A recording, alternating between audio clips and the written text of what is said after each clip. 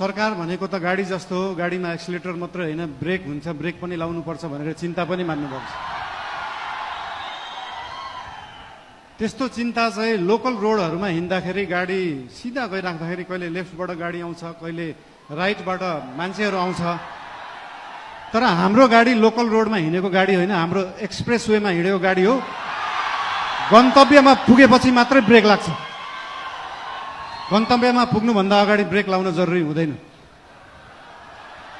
र हाम्रो गाडी अनियन्त्रित पनि छैन, वातावरण पनि मिलेर गएको छ। त्यही भएर हाम्रो पार्टीप्रति, हाम्रो सरकारप्रति जुन चिन्ता लिनुभएको छ त्यसको लागि धेरै धेरै धन्यवाद पनि दिन चाहन्छु। चिन्ता लिनु राम्रो कुरा हो।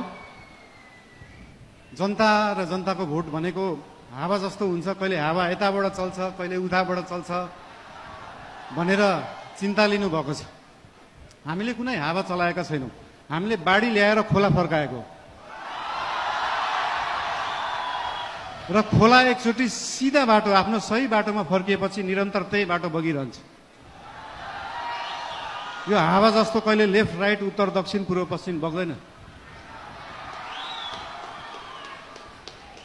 त्यही भएर चिन्ता लिनुहुनेहरूलाई धेरै धेरै धन्यवाद दिन चाहन्छु। यस्तै चिन्ता हामीलाई दिइराख्नु होला, हामीलाई मार्गदर्शन दिइराख्नु होला। मेरो एकजना अनन्य मित्र, उहाँ अहिले हुनुहुन्न, उहाँले सधैँ भन्नुहुन्थ्यो मलाई, मैले म्युजिक गर्दाखेरि, बालिन स्पटलाइटमा आउन सहज हुन्छ तर त्यो स्पटलाइटलाई मेन्टेन गर्न गाह्रो हुन्छ सधैँ। त्यस्तै चिन्ता आज यहाँ हाम्रा आदरणीय नेतागणले पनि लिनुभएको छ।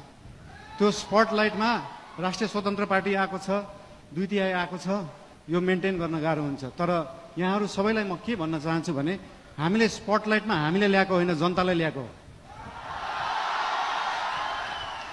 र जनता सधैँ स्पटलाइटमा थियो, स्पटलाइटमा छ, स्पटलाइटमै रहन्छ।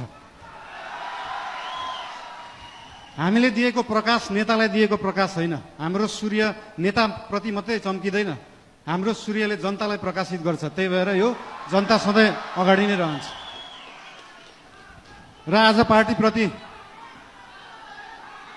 र आज